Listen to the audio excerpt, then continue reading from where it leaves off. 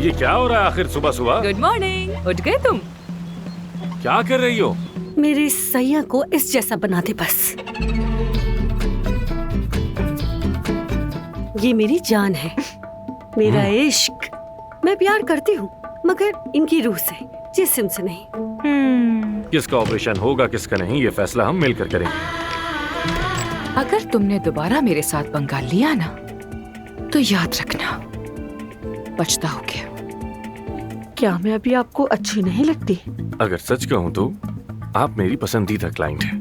Doctor Aamir यही है क्या? वो अभी अभी चला गया है। अरे तुम रोने क्यों लग गई? मैंने 12 प्लास्टिक सर्जरी करवाई, अब वो मिलता ही नहीं है।